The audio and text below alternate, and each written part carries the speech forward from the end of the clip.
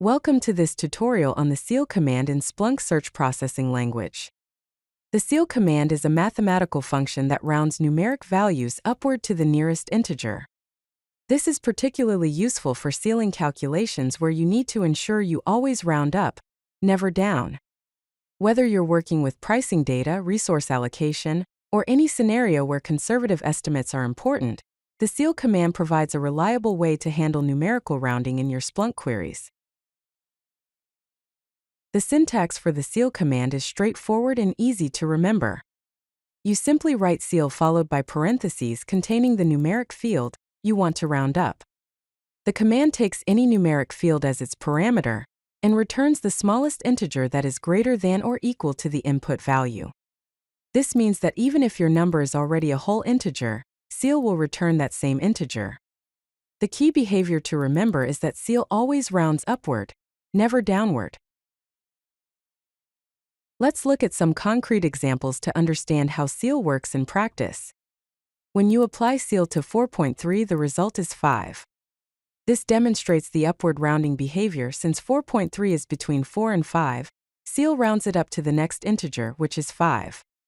For negative numbers, the behavior might seem counterintuitive at first. When you apply ceil to negative 2.7, the result is negative 2, not negative 3. This is because negative 2 is actually greater than negative 2.7, and ceil always rounds toward positive infinity. Here's how you would use the ceil command in a practical Splunk query. First, you search your data using the search command with your index specification. Then you pipe the results to the eval command to create a new field called rounded_price, using the ceil function on the price field. Finally, you use the table command to display the original product name, the original price, and the newly calculated rounded price. This pattern is very common in Splunk Analytics where you want to preserve the original data while adding calculated fields for analysis. The ceil command has several practical applications in business analytics. In budget planning scenarios, you can use ceil to round up costs, ensuring your budget estimates are always conservative and account for any fractional costs. This prevents budget shortfalls caused by rounding down. For resource allocation, ceil helps you calculate the minimum required resources or capacity. For example, if you need 2.3 servers to handle your load, ceil would tell you that you actually need 3 servers since you cannot provision a fraction of a server. Let's summarize the most important points about the ceil command. First and most importantly, ceil always rounds up to the next integer, it never rounds down.